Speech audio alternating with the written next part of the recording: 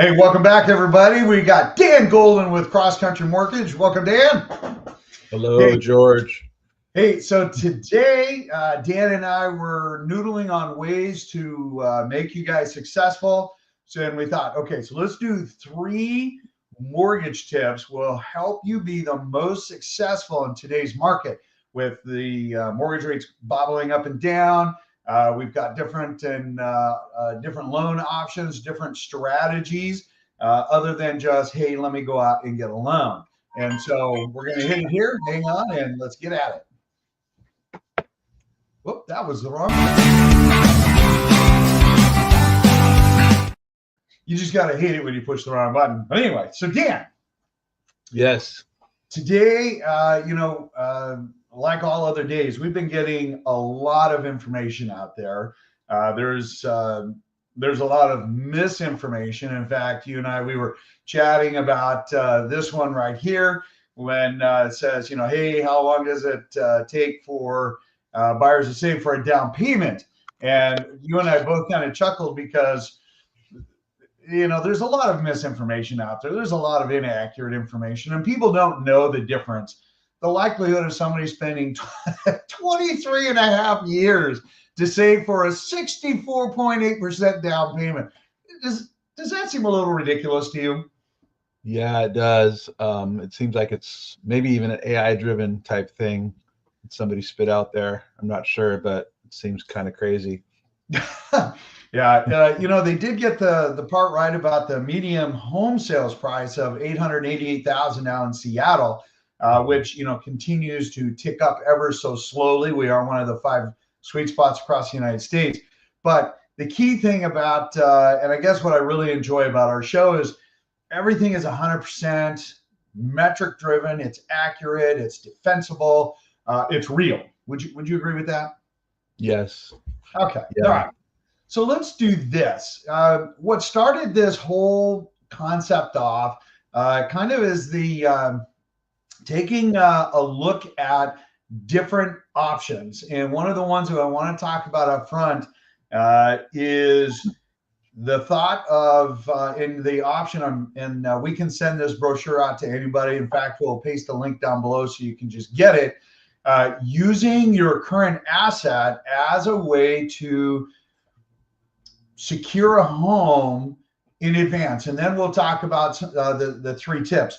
And I think one of the important things, I just read that of the top 10 lenders nationwide, CrossCountry Mortgage, I think, was number 7. Is that right? 7? Oh, I think it depends on what you're looking at overall, probably, but retail. Yeah, first volume. Yeah.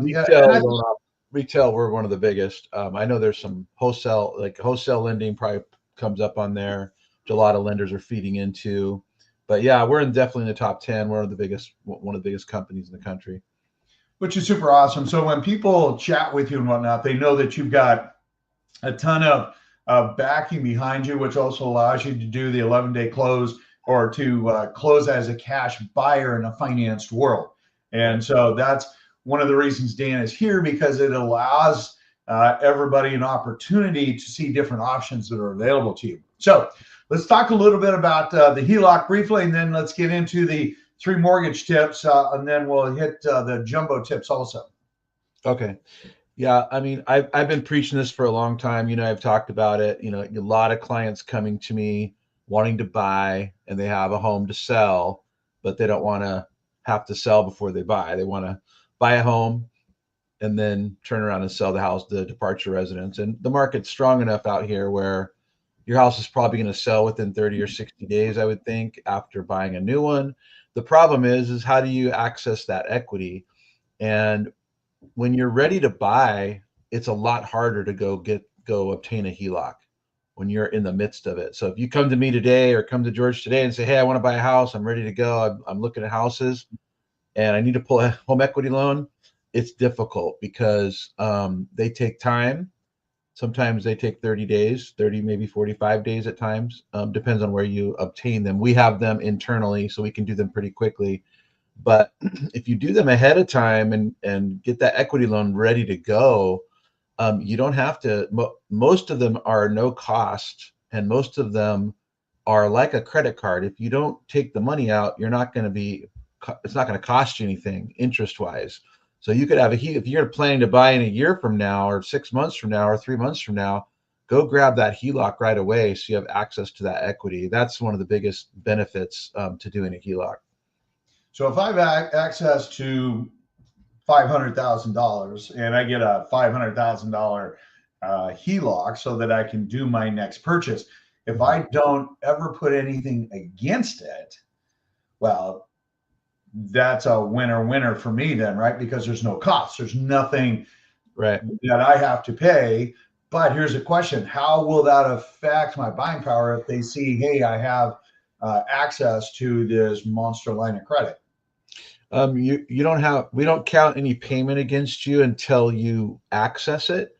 So if you have a HELOC that has a zero balance, or a credit, even, same thing with a credit card, you have a credit card with a zero balance on it, we don't count a payment against you with the assumption you're going to withdraw it. Now, if you're going to use that home equity loan for the down payment, we're going to factor that in. We're going to say, okay, you're going to take 200,000 out of this thing. We're going to figure out what the payment calculation is going to be, and we're going to count that against your debt to income ratios. We do also have programs that don't count those against you. There are different programs for people who need, it's kind of a bridge loan situation, but it allows you to pull your equity and then qualify without counting your departure payments that you have on your departure residence. Okay, so which you kind of hit on. People are going to say, well, what's the difference between this HELOC option versus doing a bridge loan? What's the difference? Why would I do one over the other? Well, it's a complicated question because it's very specific to the situation. Some people are going to, it depends on what the need is. If you have a free and clear property, sometimes a bridge loan is the better thing. So a free and clear property, maybe it's worth $1 million and you're downsizing and you want to buy 700.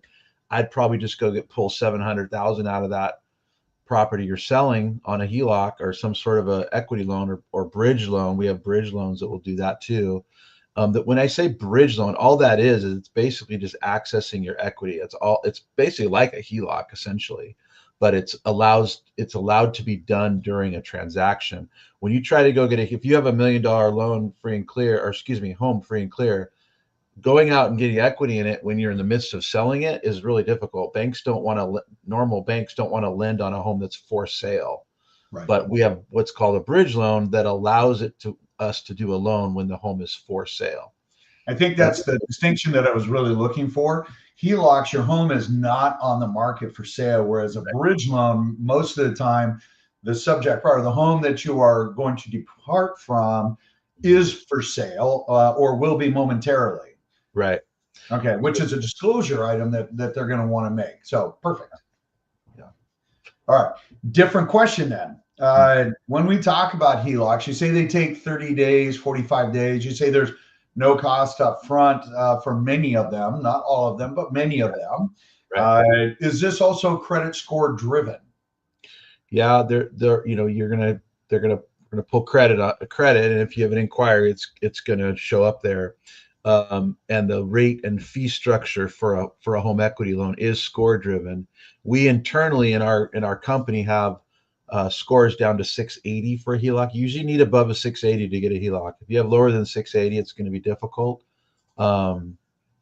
unless you have just a lot of equity. So if you have a lot of equity, it'll minimize the amount you'll be able to pull out, but lower than 680, you'll have some issue. So if you're above 680, you can typically go to 85 or 90% of your value minus your mortgage that you currently have. So $1 million home, if you have a $300,000 mortgage and we do an 80% loan to value HELOC, which that's $1 million times 80%, which is 800. And then we subtract out the mortgage you owe, say you owe 300, we could give you a line of credit for 500 in that example. Okay. That's pretty typical. And then you use that 500 for the down payment on the new property. Okay. Let's not delve too much more on that. I think it's a really creative option. Who would be the perfect target buyer that you would recommend this for? Anybody who thinks they're going to buy in the next 3 months to 5 years, if you think you're going to sell your house down the road and want to buy something else without selling, I would do a HELOC as soon as possible. It doesn't cost you anything. You don't have to draw the money. It doesn't cost you interest. It just sits there on attached to your title. It is on title and it is a lien, but it's anybody who plans to buy soon, even within maybe 2 months, if you're thinking of it, I would go get a HELOC to see so you can have the access to that equity when you need it. So really, at the end of the day, if you're looking at purchasing a home, if there's an option that whether it's a 2-1 buy down and you're not able to negotiate with the seller to cover it, or if there's another oh my gosh, if I just had just a little bit more, I could step up to this house while negotiating or something along those lines, or hey, it allows me a greater down payment if necessary, then it allows more flexibility for a prospective buyer. Would you Right. agree with me? Yeah. Putting like for example, putting 25% down instead of 20% or 15%, there's a benefit to that on the next property. So if you can, if you can do that, you're going to save money. Okay, I agree with that. All right, so HELOCs as a alternative for a lot of buyers out there, so that own a home, utilizing the equity that you have in your house, since most of the time that's going to go there. But let me ask you a different question. What if you are going to keep the home that you get the HELOC on as a rental? Let's say that I've got this house, I've got 70% equity in my house, and I have a mortgage interest rate of say 3%, which is very common with a lot of folks that as we know, refinance between 2020 and 2022. How would that affect everything as they were? And I know that's a big ask right there. Yeah. How would that affect, or how would somebody still be able to benefit from it on that level? Again, it's just a matter of having access to that equity. And one thing about what you said, that's the reason I say to do these ahead of time. Once you decide you're going to buy a house, a new property that you're going to live in, your current property in the eyes of every lender becomes an investment property. Even if you're going to sell it or rent it, even if you're still living in it, even if you're going to live in it for 3 more months and you're not going to buy for 3 months, we're going to look at that departure residence as a future non-owner occupied or investment property. And so obtaining a HELOC on an investment property is really difficult. It's not impossible, but the terms are worse and the LTVs are lower. It's harder to do and it's more expensive. So if you think that might happen, that's why doing it ahead of time while you're still officially a primary resident, even if it's going to be 3 months before you start looking for a house, it's better to get it up front. But to answer your question, it allows you to keep that 3% rate if you're going to rent, keep that nice low rate, and then still pull equity out if you need it for the new purchase. Right. And that's one of the things that we wanted to make sure everybody understood, that just because you get a HELOC to buy your next home doesn't mean you need to sell it. There's a number of clients that we chat with. They're like, oh my gosh, I've got this 3% rate, and my mortgage payment, versus what I could rent it for, I'm more than cash flow. And so, the recommendation is, hey, listen, take your home, get your HELOC. You can pull money out as needed to help with the purchase of your new home. Let the rental property carry that debt service and the HELOC debt service. So it's almost like getting free money, or somebody is paying for that ability for you to purchase your new home and continue your asset gain and equity gain, for your future retirement. Would you agree with that logic? Yeah, and then your HELOC becomes tax deductible because it's an expense on your rental. So there's some pros and cons there too. Yeah, it allows you to remain liquid in your own personal accounts, which gives you that internal comfort, knowing that you didn't drain your account to buy the new home, just so that you could keep the other home as a performing asset. So, Right. all right, fair enough. Let's do this. Let's get on to what we were going to talk about. 3 mortgage tips for buyers to be successful in today's market. And it's super important that I think a lot of people need to understand. Dan, you and I have been, doing a lot of, educating and whatnot. And we have, the do's and the don'ts, what people should do, what people shouldn't do. The natural ones, keeping, the lender informed, making sure that, you pay your mortgages or your rent. Don't open any new accounts. What the number one people, I don't know why, but the number one don't buy a car before purchasing a home.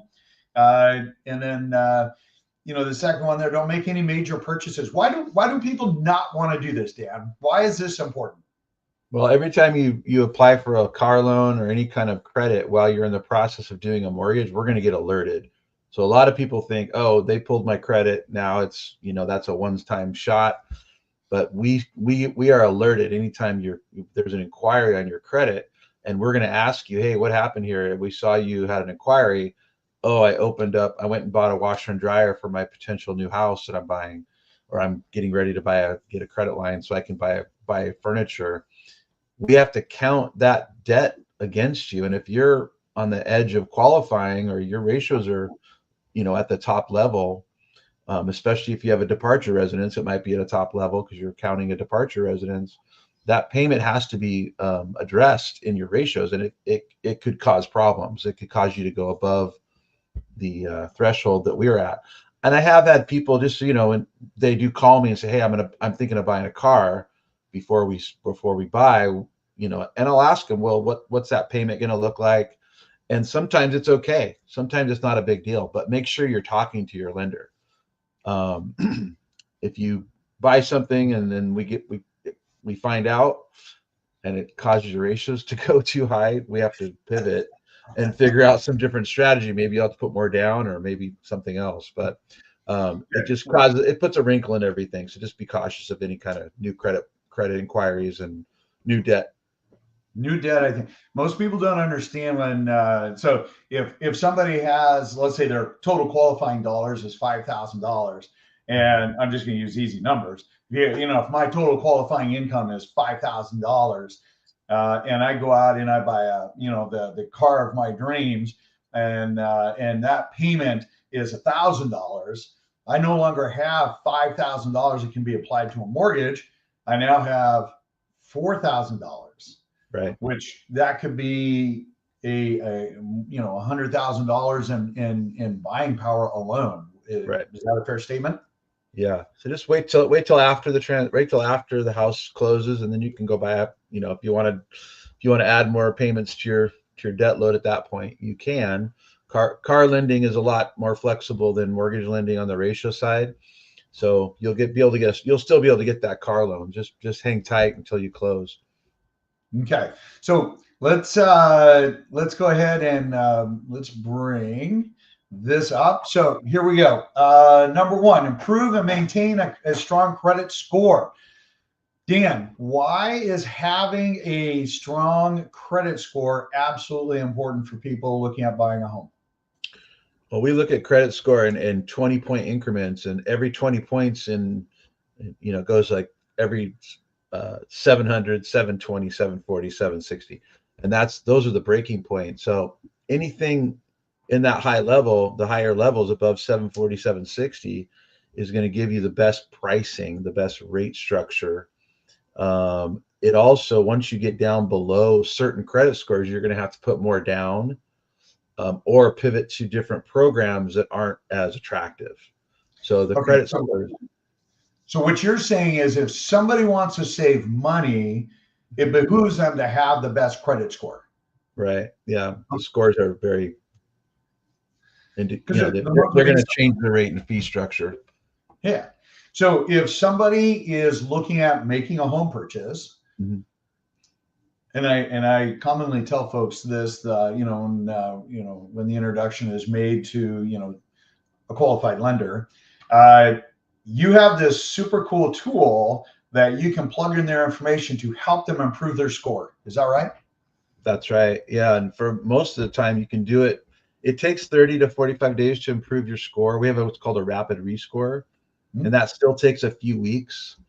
So it can't be like, I want to buy a house and close in 2 weeks, and I want to improve my score. It takes longer than that.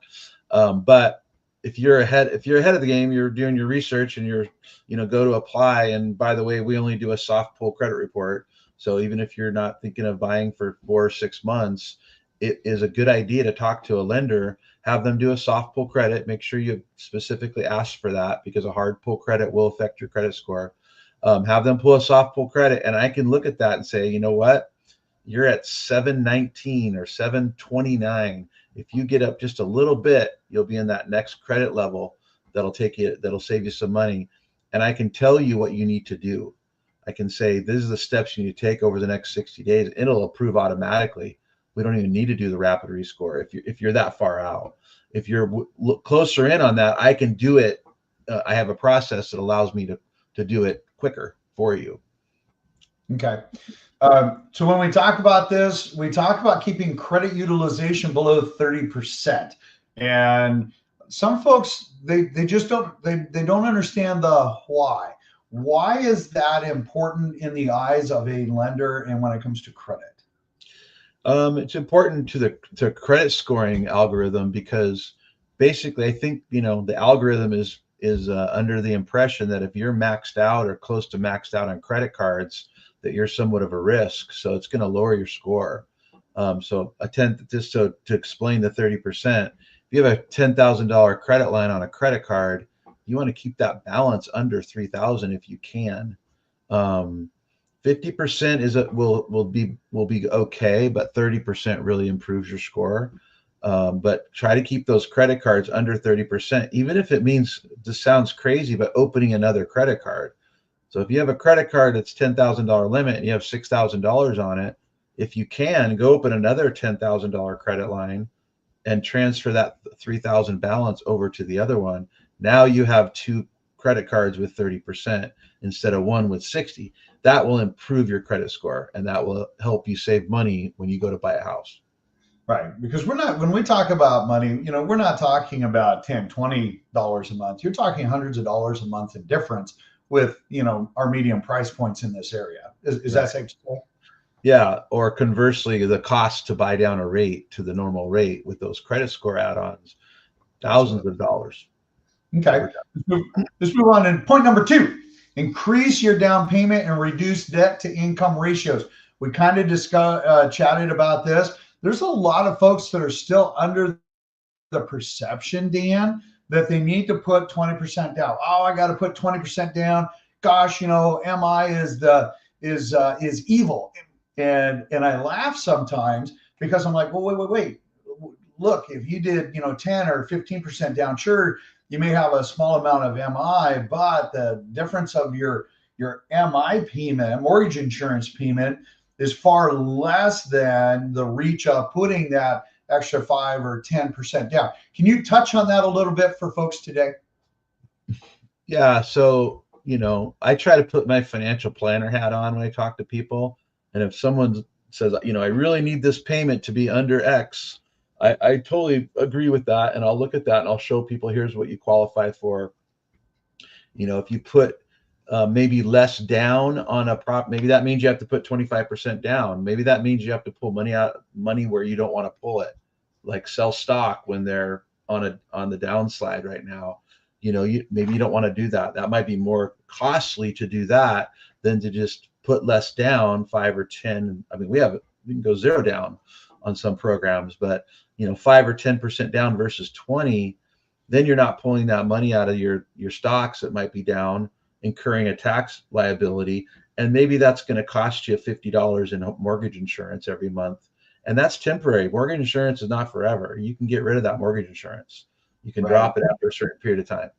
You absolutely nailed some of the target folks that this is directed at when they take a look at, their RSUs and, some of the rules and guidelines, and some of that has changed. And so that perception of, hey, I have to put 20% down because I don't want mortgage insurance. That's something that once people start to get educated, they start looking at the cost analysis, especially like you say, you have a tax implication, when you sell stock, and that's a it's a payment that's forthcoming depending on how much. And when you balance the two, that just doesn't make sense. So I think that's super important, and the point on what we're looking at as far as making sure that we look at the big picture of cost, actual mortgage, monthly mortgage cost, and asset return. So, all right, let's bump into this one. Get pre-approved and work with a knowledgeable lender. Now, some people might be saying, what does that mean? Aren't all lenders the same? That answer is, I say no. I would agree. I would agree. Yeah. I think there's a lot of what I call order taker lenders out there, and they're basically they really haven't been in the business a long time, and they are hired to basically just take information, and the information is only as good as it's given. Some people are, example, self-employed people. Oh, I make $100,000 a year. Once I see those tax returns, maybe you do a lot of write-offs, and maybe you only make 50,000 a year in our eyes. You go to some of the big banks and some of the internet lenders and what I call order taker lenders. They're just going to take your word verbatim and plug everything in, and they say, yeah, you're good to go. I get a lot of people go, yeah, I got pre-approved for $1 million, and I'm looking at going, I don't know if that's accurate. And then they come to find out after going through the process, oops, and this is maybe 3 weeks later. They don't get quick information, and they're told they're kind of the rugs pulled out from under them. So I try to do a lot of that work up front. I do a lot of that work up front. We analyze the tax returns and income and all the factors that go into an approval. And then we can actually put it in front of the underwriter, who's the final decision maker. 99% of the time we are correct in our analysis, but it's a good to have that second set of eyes. And then you can officially say you're a fully underwritten borrower and you're ready to go. Everything's been reviewed and analyzed.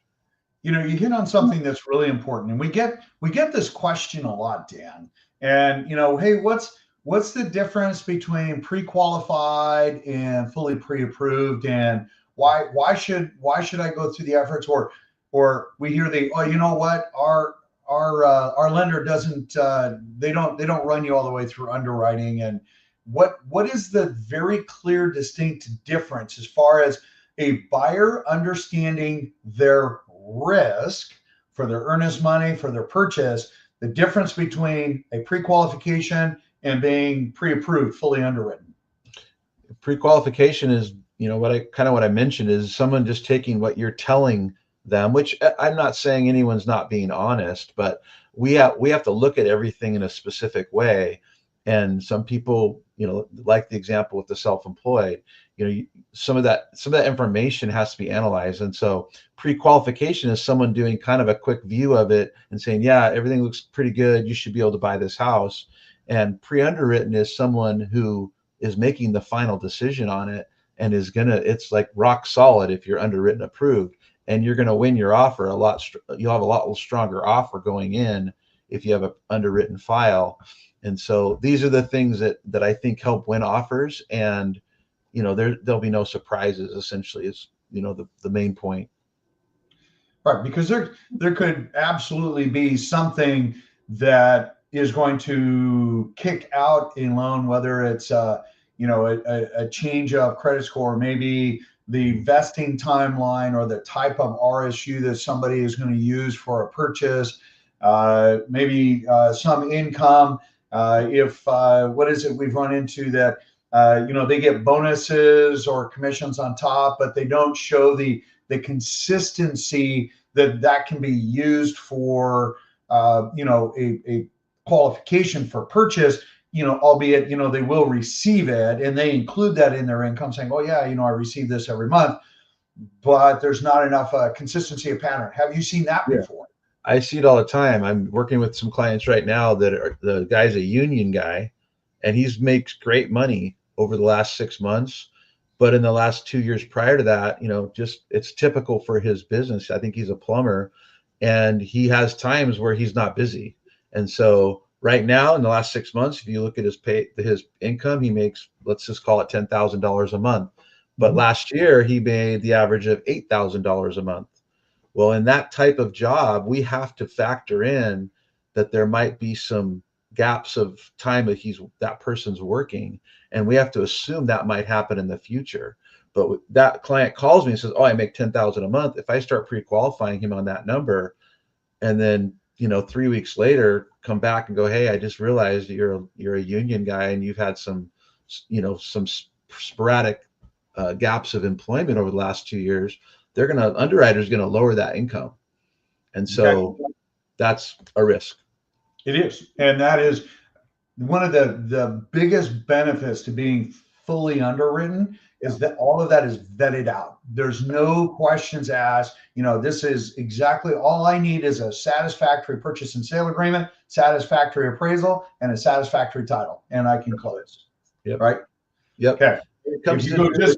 It happens with assets too. I wanted to throw this out there really quickly. We just had this happen. Someone says, "Oh, I have 300,000 for a down payment." Oh, great, you're qualified. Then I get the bank statements, and I have it. Some of these lenders don't look at these things till they go to underwriting, which might be 2 or 3 weeks. We underwrite up front. Let's say those asset statements have a $200,000 cash deposit, and we can't track it. We don't know where it came from. They got something from overseas or something. Right. We can't use that money. It's got to be money that's been in your bank account for 60 days. If it's some weird cash deposit, we have to retract that money. Okay. In our eyes. Let's hit on that really fast, because we just had this issue, right? Where they started moving funds in. They were gift funds, right? And they're like, hey, the parents are gifting. It was a sizable amount, for them to purchase the home. And all of a sudden, the documentation. So if somebody receives a gift, let's say, my parents are going to help me buy a house, and they're going to gift me $200,000. Okay, what should a prospective buyer consider when they're looking at getting a sizable gift like this, or any gift, in the eyes of a lender? What do they need to do? What should they prepare for? Well, they have to make sure that the giftor, in your example, your parents, are willing to sign a gift letter.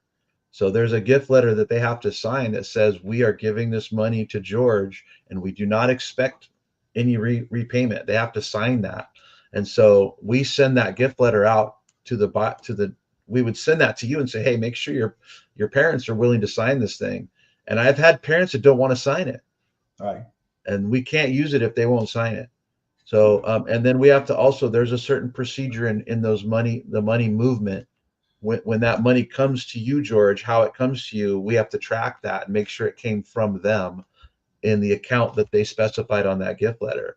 So there's some pretty specific stuff that has to happen on a gift. And if you don't follow those things, it can be a problem in the end. Okay. What if I wanted to buy a house, and my best friend, Dan, wants to gift me $100,000 so I can buy a house? Best friends? Can I get that? There's no familiar relationship, regardless of how extended. Dan is just a buddy of mine, and he's going to give me $100,000 to buy a house. Does that work? Yeah, it has to be a relative.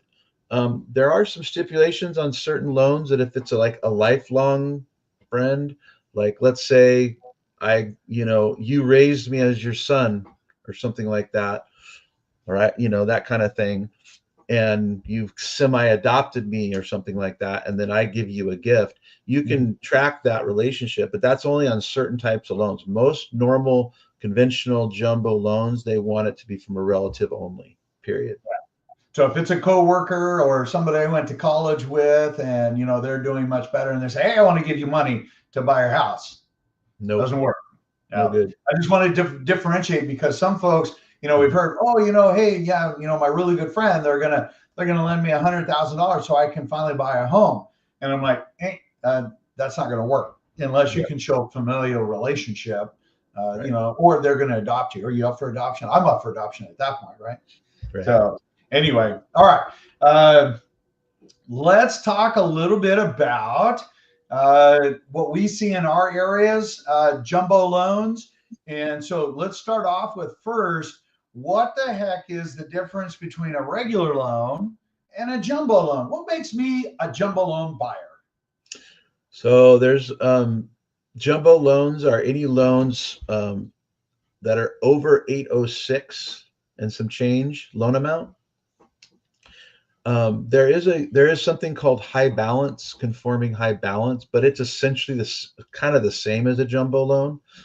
It allows for a few features, and that's between 806 and a million. I think it's 1,040,000 or something like that. Right. And then after 1,040,000, you only have jumbo lending. But the high balance bucket, that 807 to 1040 bucket, it's very similar to a jumbo loan, but it allows for lower down payment options. Okay. The pricing is sometimes a jumbo loan is better rate structure.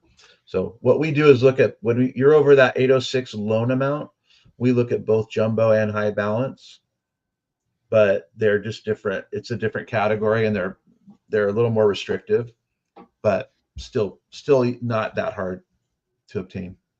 Okay. So let's talk about this. When we deal with the jumbo, naturally, having a strong financial profile and whatnot, credit scores, a lot of these programs are very much credit score driven along with liquidity. Dive into that a little bit for these guys. So yeah, jumbo lenders are a lot more specific on credit scores. I think they go by 10-point increments instead of 20, and then it goes all the way up to 800. So a 790 credit score person might not get quite as good of a deal as an 800 credit score person. So it's pretty kind of minute changes that affect the rate and fee structure. So typically you can get jumbo loans over a 680 score, but you're going to pay the price for that a little bit, having those low scores. So scores are very important on jumbo. And then if you're at a certain level, you can still get a high. That's another reason the high balance buckets there. They'll accept lower credit scores than some jumbo lenders, and so that's why that is still an option to look at. So we can look at all those options. So when we talk about lenders and certain lenders having certain what we would call programs or overlays on programs, Mm-hmm. is it safe to say that different lending institutions will have different programs depending on who they're trying to capture as a client? And can you kind of talk a little bit about when somebody is out, other than the 5 questions asked during when getting quoted mortgage rates, what should people be mindful of that you're seeing today with some of these jumbo loan buyers? Well, the jumbo, we have I think 10 jumbo what we call investors, which is where your loan will end up eventually. They're usually big banks or financial organizations that will insure these loans for us. So there's different investors that have different risk thresholds. And so if you go to a lender that is only has one option for their jumbo, you're going to be limited. All these investors go in and out of the market based on their risk level they're trying to stay within. So you might have, and they do that by pressing on the lever of the rates. So some of the really good investors that have really good pricing are trying to build their portfolio. And then you have others that maybe have more flexible guidelines. They'll raise the rate up because they're taking on higher risk. So there's different it's all based on risk, and the rate and fee structure are based on that. And some lenders have, they'll allow higher debt to income ratios. They'll go to 49%. Most jumbo lenders are limited to 43% debt to income ratio, but there are some out there that will go for, I have some that will go to 55, but those are going to be more expensive and sometimes require higher down payments. and some allow lower down payments and higher down payments. So there's a lot of options, and it's all going to play out in the in the pricing. Okay, I would agree with that. All right, thank you for popping over to that one. Let's open up. Item number 2: lower your debt to income ratios, or what we call DTIs. You kind of hit on that one. Being below 38% is good. Being below 35% on jumbos is really good. You had mentioned that they can go up to as high as 45%. What would be let people understand clearly, debt to income ratio, gosh, Dan, what does that mean? I make, I'm going to use a round number, $10,000 a month. And right now, I pay rent of $3,500 a month, and I've got a car payment of $1,000, and I've got some credit cards, say maybe $500 a month. Okay. When you look at that debt to income ratio, can't I just say, hey, I can take, 45% of my $10,000 and I'm good to go? No, yeah. What we do is we take your gross income, like you said, 10,000, and then we do a calculation based on what your debts payments are every month. So your mortgage or housing debt, then you add in those other things that are on your credit report. It's pretty much there's other items that come into play, but pretty much only what's on your credit report. So a car payment, credit card payment, student loan payments, and student loan payments, if they're deferred, we have to figure out a payment associated with that. We don't just accept that they're deferred because they're not going to be deferred forever. We have to assume you're going to be paying those. And then the only other things that come up outside of that are other debts like child support. If you pay any maintenance to an ex-wife, anything like that, that aren't on your credit, those will come to play as well. But you add those up and then you divide it into your gross income. So I think everything that you said added up to about 5,000, 3,500 plus 1,000 plus 5, that's 5,000. In that scenario, your ratio is 50%.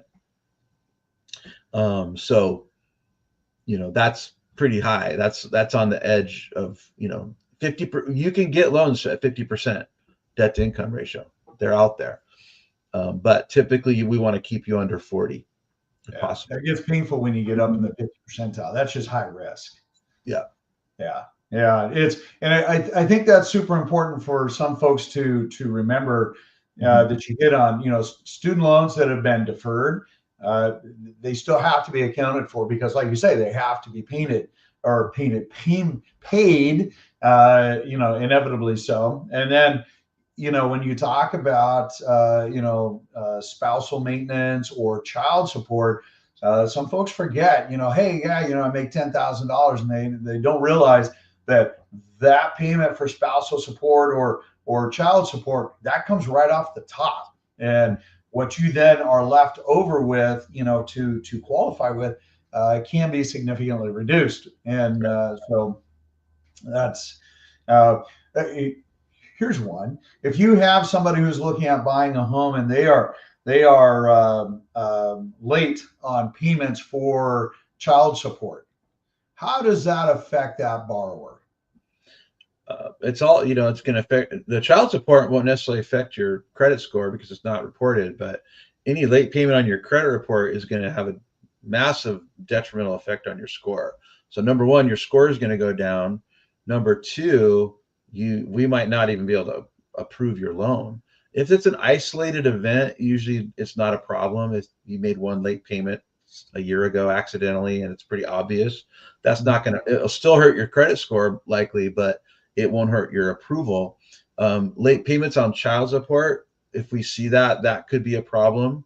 That's kind of an underwriter discretion depending on the situation. But if you're delinquent on child support, sometimes that'll come up as a judgment too on your credit report if you've been taken to court for past child support. So we have to account for that, and if it's late, they're going to look at that and make a decision. Okay. Depending on the situation. Right on. So number 3, work with a jumbo savvy lender and get fully underwritten and pre-approval.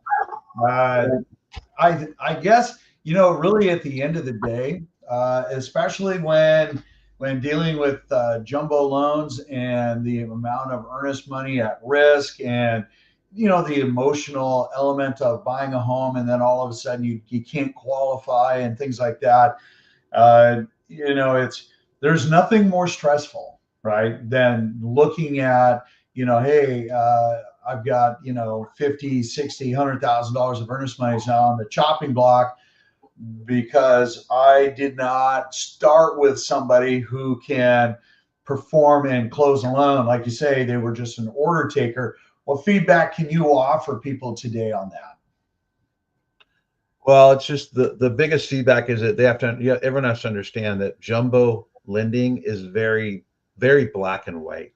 There's no room. There's not a lot of room. There is some room, but there's not a lot of room for flex in the guidelines.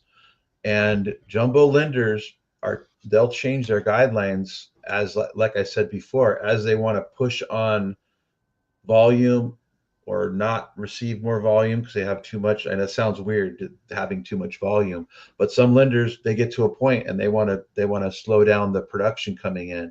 And so they'll step on price or they'll change their guidelines and make it harder to qualify. So having a lot of investor opportunities is helpful because, I have investors that will take up to a 45 or 50% ratio. I have some that will not.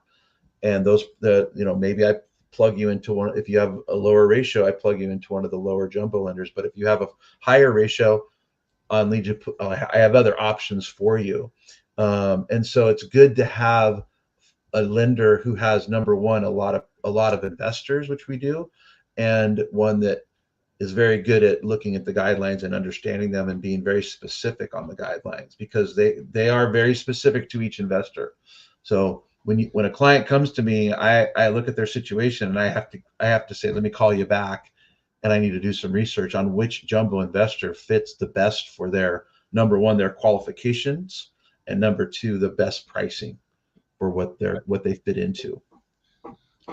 Okay, I think that I thought that was a great overview, and letting people know what that risk level is and what they need to really consider at the end of the day as they're making their planning. Again, it's just that absolute get pre-approved, get in front of the underwriter, get the eyeballs of the person who's going to give you a thumbs up or a thumbs down, and how can we make that work, or will it work, or what changes need to happen before you ever step into making an offer on a home. Safe to say? And there are a lot of, one more add-on is there are a lot of jumbo lenders, banks, and even just normal lenders you see out there that do not pre-underwrite jumbo loans. We do. There's a lot that do not. And so just be aware of that. Like, make sure you ask that specific question. Are you underwriting my loan? You hit something that's super important. We talked, we glossed over it earlier when we mentioned the word add-on. Many times with home buyers, especially with first-time home buyers, when we talk about, hey, you're going to look at par pricing today. Let's say par pricing today is 6.5, and then but you're going to buy a condo. Okay, well, there's an add-on, meaning there's an increase in rate that will be for that. Or if you're going to buy an investment multifamily, hey, there's a add-on for that, because it's based on risk. But with jumbos, like you said, each lender has their own add-on, meaning an additional layer on top of what that base program is. So if they are talking to an order taker who is not vetting all of the specific add-ons, what's the outcome? They're going to get a big surprise, and it's like, oh, whoops, sorry, I forgot. We have to add a point because you're buying a condo, and I was pricing everything as a single family. And so you don't want that at the last minute or mid transaction. You want that ahead of time to know what you're up against. And right, so, and a point being 1%, half a point being 0.5%. Yeah, in cost. When I'm saying that, I'm talking cost. So $1 million loan at 1% is $10,000 cost. 0.5% is $5,000 cost. So that could come into play. Yeah, that could mean that kicks somebody out because they may not have that extra money to put down because of the overlay. That's right. Yeah. Okay. All right. Just to let folks understand that it's not, oh, here it is. You have to have this credit score. You have to have this. You have this. Here it is. No, no, no. We have these overlays on top, or criteria that have to be met. And if they don't, it kicks you out of a loan program. Yeah. One little exercise is whenever you see rates online or whatever posted, do yourself a favor and read the fine print, because it will tell you this is based on 25% down, single family residence. It gives you all the parameters. So anything off of that, that's going to change that rate that they're advertising. Let's talk a little bit about a bonus tip here.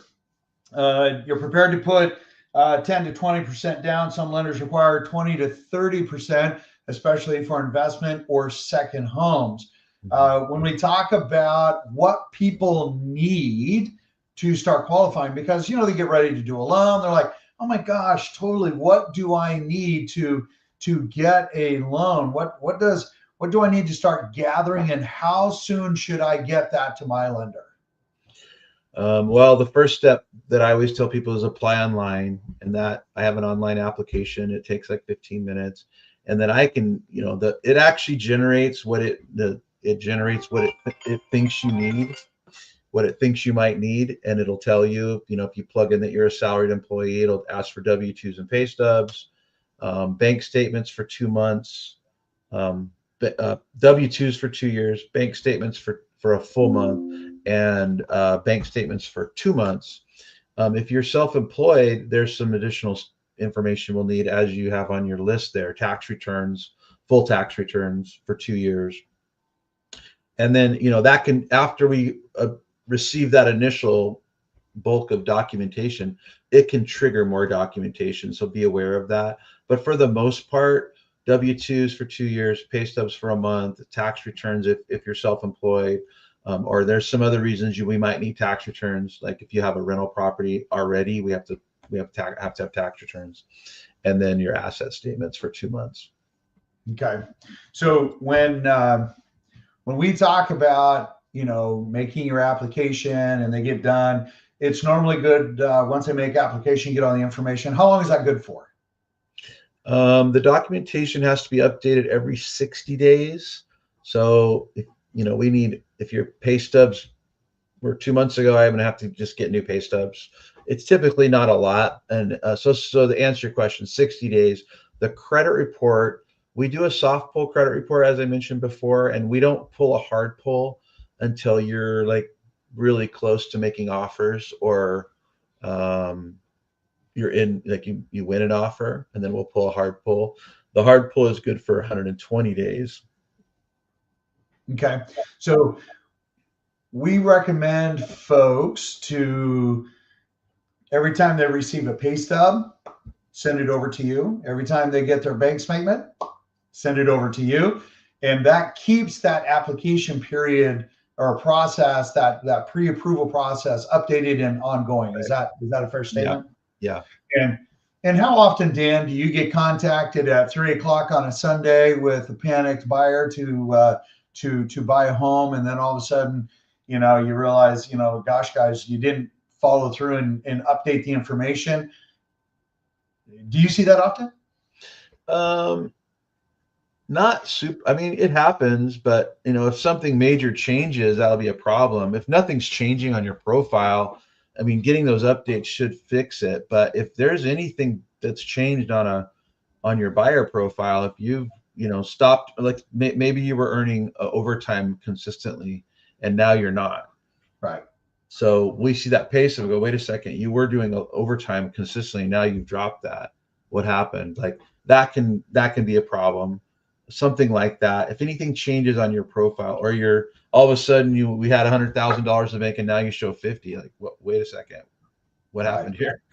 Do you still have the 100? And maybe you're not even putting 100 down, but maybe we needed it for a reserve. So there's down payment and then there's reserves. If your reserves go away, that could be a problem for the profile. So it's good to keep those updated for sure. Yeah, it's I was kind of baiting you into to a problem that we see often. Folks, they make application and then they just forget. Oh, I'll do that tomorrow. Oh, I'll do that tomorrow. I'll send in my information later. Oh, I'll do that. And then all of a sudden their pre-approval, goes away, and then all of a sudden the perfect home comes up, Right. and now they're scrambling to get a pre-approval, which is required to present an offer. And it sometimes makes it unnecessarily stressful. How's that? Yeah, we try to remind people, like, we, after 60 days, if we don't hear from them or we don't see a new pay stub, we'll ping them and just say, hey, do you want to keep your approval updated? If so, send us these 3 pieces of paper. And typically that's what they do, and we're good. Right on. Okay. Well, any last parting words that you would like to, any folksy wisdom you would like to pass on to the people watching the show that will make them more successful? I think just talking to a good lender who has a financial planner mindset that will look at your whole picture and help you guide you into a strategy that's going to fit best for your needs. That's what I recommend to everybody. Work with someone that's accessible, available. I hear a lot of people that are working with certain lenders and banks that, they're only open 9 to 5. And, I work weekends and evenings, and, I know you can attest to that, George. And sometimes that's what you need. You need that kind of service. So don't get caught up in some minute rate and fee differences when you're dealing with the biggest purchase of your life. I think I see people like, stressing over a $300 additional charge for something. I mean, you're buying $1 million house. That's a penny.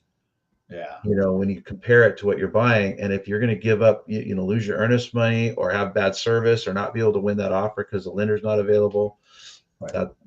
That's what I'd say. Just work with someone that you can accessible and will have your best strategy in mind. Okay, fair enough.